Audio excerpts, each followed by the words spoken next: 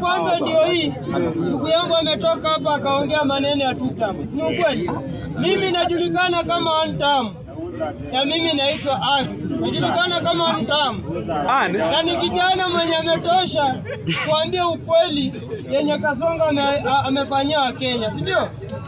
Yenye Kasongo amekosea Wakenya. Wewe jenzi tu mmoja unatoka hapa sasa unasifu Kasongo. Huyu Kasongo mnajua juzi 2024 amemaliza jenzi wengi sana. Si ukweli? Kitu ya pili ndio hii. Walikuwa wameenda. Kitu ya pili ndio hii.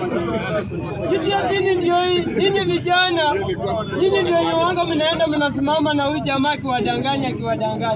Sasa huyu jamaa anakuja hapa Jakaranda, imetekana kikuja kama hapa Jakaranda aambie mimi nimewaletea kitu fulani ndio hiyo. Lakini nyinyi hamna kitu yote mmeletewa. Mwache hii timu ya Antam iende ingie uongozini, walete hapa kambani mwekazo kuajiriwa kazi.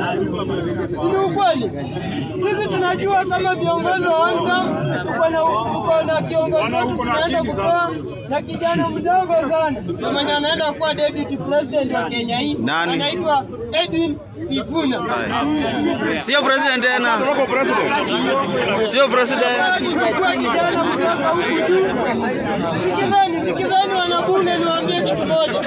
Hii serikali yenye tunaenda kuunga tunataka tu mtu mmoja peke yake. Adui anaitwa William Samoei Ruto. Na ni lazima atoke serikalini. Watu wengi nasikia mkifika Pang'ang'a mnataka ati sisi tutoe running mate mapema. Running mate sisi hatuwezi tukatoa mapema. Watafanya vile wamefanya huyu jamaa mwingine.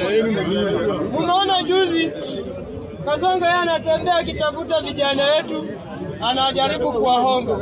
Anatafuta vijana wetu, anajaribu kuwahonga. Saizi si hapa kuambiane ukweli. Hii bunge ya Jakaranda nataka